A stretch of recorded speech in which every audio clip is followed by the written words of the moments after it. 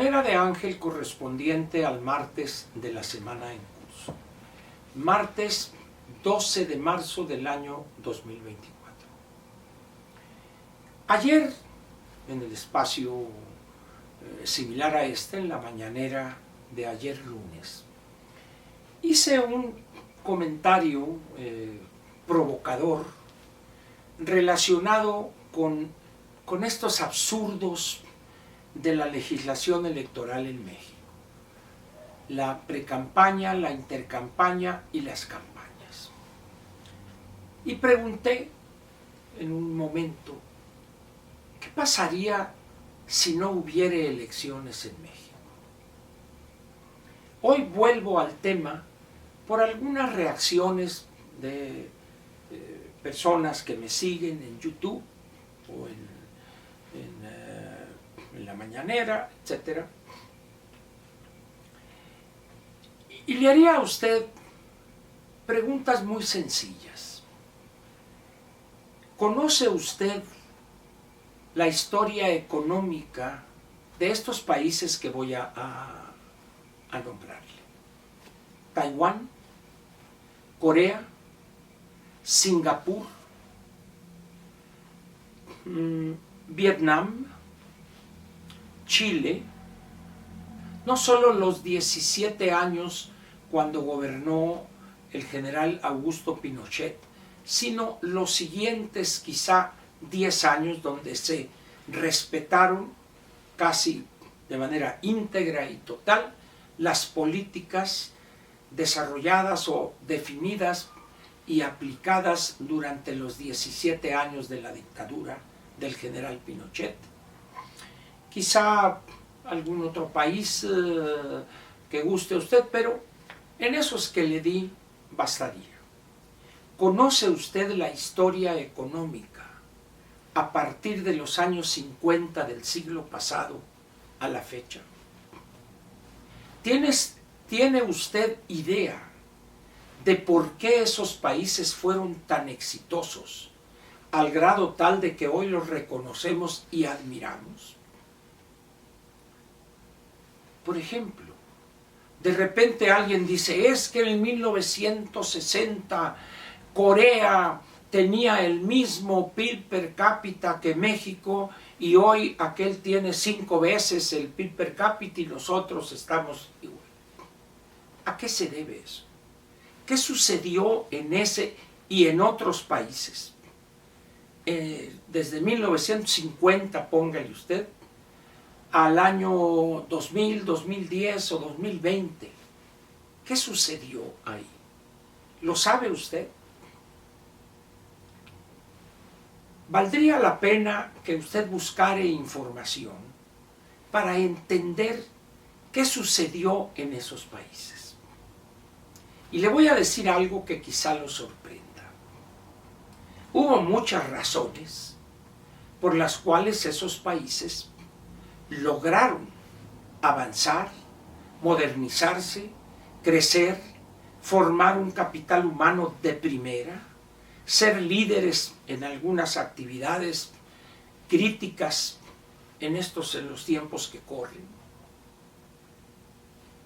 Pero hay un elemento que no estuvo presente durante quizá 25 o 30 años o 35 años, cuando menos, en esos países que le mencioné.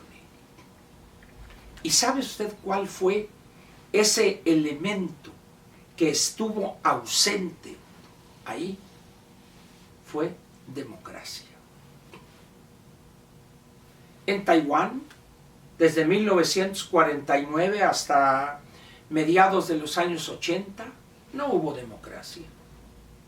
Singapur, desde principios de los años 60 o mediados de los 60 hasta los años quizá 90 o el año 2000, tampoco hubo democracia.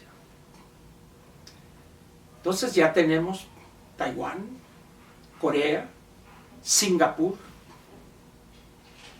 y Vietnam, que cuando se reunifica la patria, decían, en 1975, empiezan a construir el socialismo y fue aquello un desastre completo. Pero a partir de 1985 dijeron, olvídense de aquello. Vamos a construir una economía de mercado, pero no va a haber democracia, va a haber control autoritario. Y vea usted la potencia que es hoy en algunas actividades económicas, Vietnam.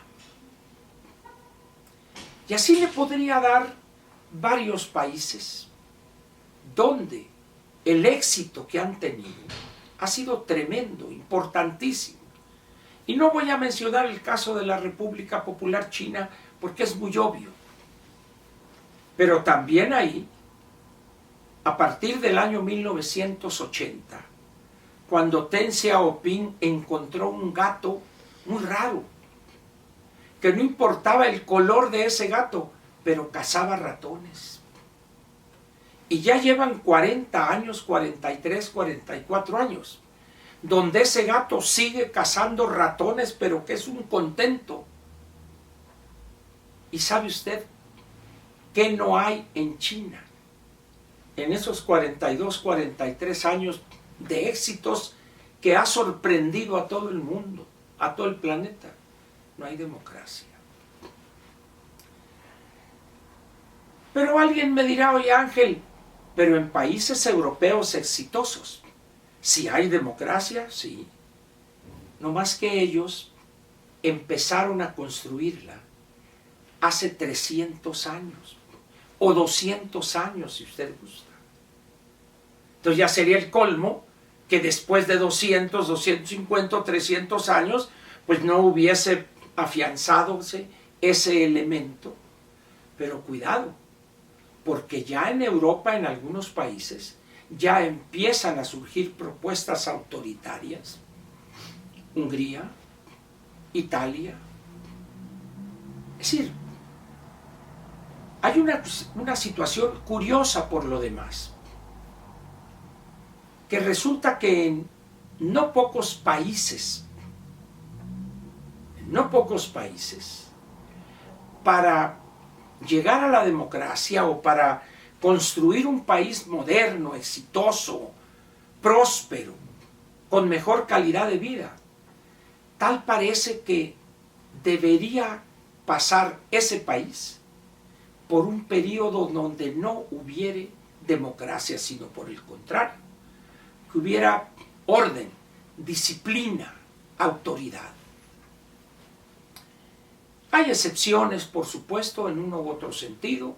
Hay países donde el régimen es autoritario, sin democracia, y han fracasado, y las causas perfectamente entendibles. ¿Por qué? Porque ese gobernante, en vez de ver al futuro, vieron al pasado y al antepasado. Cuba, Venezuela, Argentina, Nicaragua hoy, Perú en un primer intento con Alan García. Es decir, la democracia por sí misma nada garantiza. Asimismo, la autocracia, un gobierno dictatorial, un gobierno fuerte, tampoco garantiza el éxito. Sin embargo, valdría la pena que nos atreviéramos a hablar de ese tema. Ya comenté ayer, tanto en la mañanera como en la plática con Ángel, esta cuestión de, al menos en México, para no hablar de otros países, que es ese absurdo de precampañas, intercampañas, campañas, y es lo mismo de hace 6, 12, 18, 24 y más años. Mentiras, sueños irrealizables, hechos por analistas que desconocen la realidad, que no saben ni siquiera de ganar ese partido o esa alianza de partidos donde están ellos o donde simpatizan. Ni siquiera saben qué van a encontrar y ya están haciendo planteamientos gigantescos, históricos. Es decir, algo está pasando en el mundo y en nuestros países, en América Latina, no podía ser la excepción. Pero en México hay un temor a decir esto. Hay miedo a comentar siquiera o a preguntar qué pasaría si no hubiera elecciones en México. ¿Qué pasaría? Y agrego como requisito que estuviera un hombre fuerte pero con una visión de futuro y una firmeza inquebrantable para hacer respetar la ley y que hubiera orden. ¿Por qué no discutimos esos temas? ¿Por qué preferimos golpearnos o perder amistades por un penal que fue o no fue? ¿Por qué para eso sí estamos listos y nos prendemos? Pero algo que nos atañe, que nos afecta directamente a decenas de millones de mexicanos, tememos siquiera mencionar el tema. ¿Por qué? ¿Por qué no nos gusta hablar de que en este país debe haber orden para que haya confianza de los inversionistas y tomen riesgos en México? ¿Por qué no podemos atrevernos siquiera a preguntarnos, repito, qué pasaría si cerráramos las dos cámaras del Congreso y las 32 cámaras, 31 más la Asamblea Legislativa? ¿Qué pasaría? ¿Se acabaría este país? Pero resulta que hay otros países muy exitosos hoy que durante 25 o 30 años no tuvieron partidos políticos. Estaba cerrado el Congreso y sin embargo crecieron, se modernizaron, formaron un capital humano de primera, infraestructura de primera, integrados al comercio internacional, a la globalidad. ¿Por qué no nos atrevemos siquiera a pensar en esa posibilidad, a discutirla siquiera? Primero, quizá por ignorancia, y segundo, porque tememos ser calificados negativamente.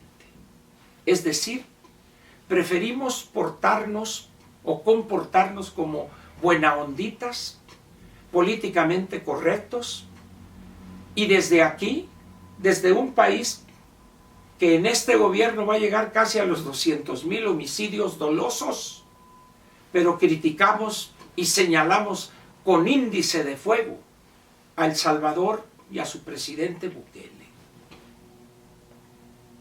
Dice aquella sentencia bíblica, no nos atrevemos a ver, como dice, no nos atrevemos a ver la viga que tenemos en nuestro ojo, pero sí señalamos la paja que hay en el ojo ajeno. Qué cobardes somos, ¿verdad? Es el resultado de la educación pública que idiotiza, que acobarda al mexicano. Espero que piense usted en esto que he dicho, en estas preguntas que he hecho, y nos vemos mañana miércoles a ver qué podemos decir más al respecto. Por lo pronto, gracias por su presencia aquí en la Mañanera de Ángel. Hasta mañana.